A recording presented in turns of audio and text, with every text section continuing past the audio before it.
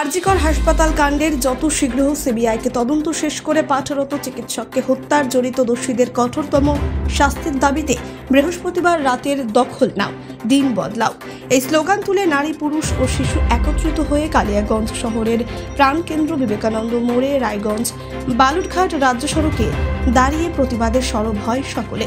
এদিন রাতে বেশ কিছু সময় প্রতিবাদ দেখানোর পরে মশাল মিছিলের আয়োজন করা হয় শহর জুড়ে। এদিন মশাল মিছিল বিবেকানন্দ মোড় থেকে শুরু হয়ে রাজপথ হয়ে ডাকবাংলা রোড হয়ে পুনরায় বিবেকানন্দ মোড়ে এসে শেষ হয়। এদিন সকলের মুখে একটাই slogan, we want justice, justice for RG Kar. কার্ডটা তো বেশ ভালো, ডিসকাউন্টে পেলি নাকি? তাহলে কি লাভ ভাই, খুব মোমো খেতে ইচ্ছে করছে, চ না। মোমো খাবি তো? আমি একটা ভালো জায়গা জানি যেখানে বেস্ট কম্বো পাওয়া যায়। চ। কম্বো? ফোনটা মনে হয় খারাপ হয়ে গেছে, জানিস তো, হ্যাং করছে। ফোন খারাপ হয়ে গেছে তো? চ চ।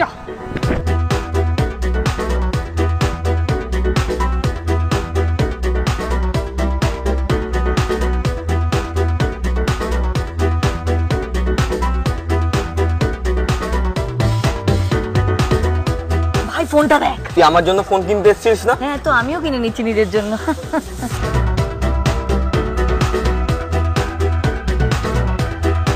এত কিছু কেন কিনছিস? কারণ রিলায়েন্স ডিজিটালে চলছে digital India sale, India's biggest electronic sale. এখানে চলছে 25% discount on widest range of tech. Visit your nearest Reliance Digital store today and experience the freedom to save more.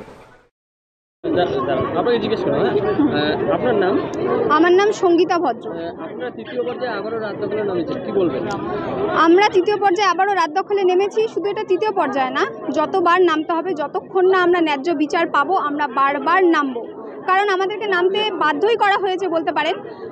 এক তো মাননীয়ার কথা কি বলবো, উনি হচ্ছে ধর্ণা মঞ্চ করছেন, ঠিক আছে, বিচার চাইছেন, সিবিআইকে চাপ দিচ্ছেন, কিন্তু অথচ উনিই আবার ধর্ষকদের হয়ে উনি 21 জন উকিল ঠিক করে দিলেন, যেখানে কপিল সিব্বলের মতো উকিলও আছে, যার একদিনের একটা হিয়ারিংয়ের পারিশ্রমিক 20 লক্ষ টাকার উপরে। তাহলে উনি কি করতে চাইছেন? উনি কি বিচার চাইছেন, না উনি ধর্ষকদেরকে আরও উৎসাহ যোগাচ্ছেন? কোনটা করছেন? ওনার তো উচিত ছিল এই বিষয়ে চুপ না থেকে যত দ্রুত সম্ভব সিবিআইকে চাপ দিচ্ছেন, ঠিক আছে, সাথে রাজ্য প্রশাসনও বা কী করেছে? কিছুই করেনি। যেই সময় ঘটনাটা ঘটেছিল, যখন মৃতদেহটা পাওয়া গিয়েছিল, তখন আমার যতটুকু জ্ঞান বলে যে ক্রাইম সিনে কোনো অন্য মানুষ যেতে পারে না। সেই সময় কেন ওখানে এত লোক উপস্থিত ছিল? তার জবাবও তাকেই দেওয়া উচিত, তার দেওয়া উচিত। অবশ্যই মোড় ঘুরিয়ে দেওয়া হচ্ছে, কারণ আমাদের দাবি ছিল তিলোত্তমার হয়ে বিচার চাওয়া, আর এখন সেটা চলে গেছে আরজিকরের আর্থিক দুর্নীতি। আরজিকরের আর্থিক দুর্নীতি খোঁজা হোক, অসুবিধার কিছু নেই, নিশ্চয়ই খুঁজুক, কিন্তু তিলোত্তমার দোষীদের শাস্তি আগে দিতে হবে। তার জন্যই আমরা রাস্তায় নেমেছি।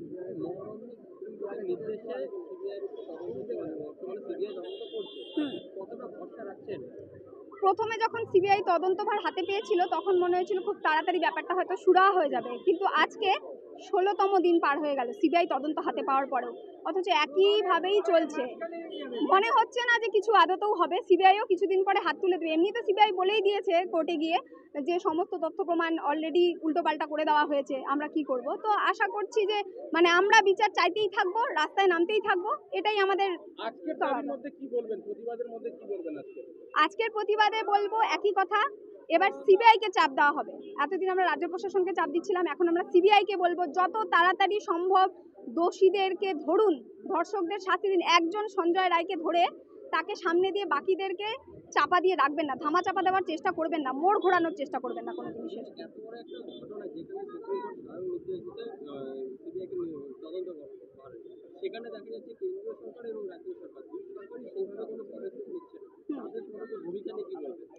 তাদের কোনো ভূমিকা নেই, তারা হয়তো ব্যাপারটার গুরুত্বই পাচ্ছেন না।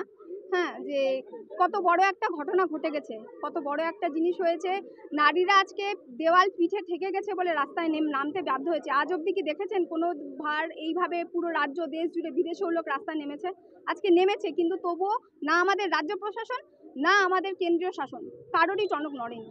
তাও টনক নড়ানোর চেষ্টা আমরা করে যাব, আমরা রাস্তায় নামবই, বারবার রাস্তায় নামবো। দিদি, আপনার নাম? ঈশিতা চৌধুরী। আজকে আপনারা তৃতীয় পর্যায়ে আবারও রাত দখলে নেমেছে, কি বলবেন? যতক্ষণ না অবধি সঠিক বিচার হচ্ছে বা ধর্ষকদের ফাঁসি হচ্ছে ততক্ষণ এই আন্দোলন চলবে। এটুকুই বলা। জাতীয় পর্যায়ের জন্য আপনারা রাজপথে নেমেছেন, সেক্ষেত্রে মনে হচ্ছে যে আপনাদের এই আন্দোলন কতটা কার্যকরী হচ্ছে? দেখুন, কার্যকরী কতটা হচ্ছে সেটা তো সময় বলবে। আর এই আন্দোলনে ঘরের সমস্ত মারা, মেয়েরা, বউরা আমাদের সাথে এসছে, এটাই তো অনেক। বলুন, ধর্ষকের বিরুদ্ধে আওয়াজটা যে উঠেছে, এটাই তো অনেক। সময় বলবে যে কতটা কার্যকরী হচ্ছে। আমাদের দাবি হচ্ছে সঠিক মাথাটাকে ধরা, সঠিক যে ধর্ষক বা তার সঙ্গে জড়িত যারা, তাদের শাস্তির দাবি। কোর্টের নির্দেশে তদন্ত চলছে এবং সিবিআই বর্তমানে সেই তদন্ত চালাচ্ছে, কি বলবেন? সিবিআই প্রসেসিংটাকে লেন্দি করছে অহেতুক। আমার মনে হচ্ছে যে আমার পার্সোনালি মতামত যে এই তদন্তটাকে সীমিত করে দেওয়ার একটা চেষ্টা করছে সিবিআইও, সেটাতে ধরছে।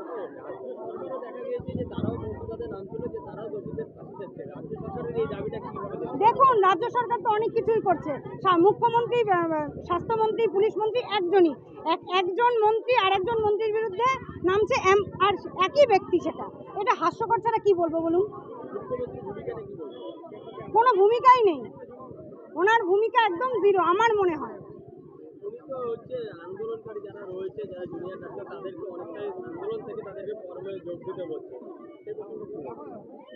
দেখুন, উনি তো সব বিষয়েই কর্মে যোগ দিতে বলেন, অথচ দেখুন একটা ডাক্তারের মতো প্রফেশনের একজন মেয়ে, সে নিরাপত্তাহীনতায় মারা গেল, ধর্ষণ করে তাকে মেরে ফেলা হলো, সেখানে মুখ্যমন্ত্রী নিজের প্রোটেকশনের জন্য হাজার হাজার লক্ষ লক্ষ পুলিশ প্রোটেকশনে দাঁড় করিয়ে দিলেন। এটাকে আপনারা কি বলছেন? তবে ওনার মধ্যে নিশ্চয়ই কোনো ভয় আছে, ভয় কাজ করছে, তো উনি তো আমাদেরকে কাজে যোগ দিতেই বলবেন। সেটা নয়, আমি বলতে চাইছি যে তাই তো করা উচিত। তিনি তো অক্ষম এ বিষয়ে, নারীদের নিরাপত্তা দিতে অক্ষম, নিজে একজন নারী হয়ে। তো পদত্যাগ দাবি করবো না তো কি করবো বলুন তো? ঈশিতা চৌধুরী, কালিয়াগঞ্জ থেকে পায়েল রয়ের রিপোর্ট, কুলিক নিউজ।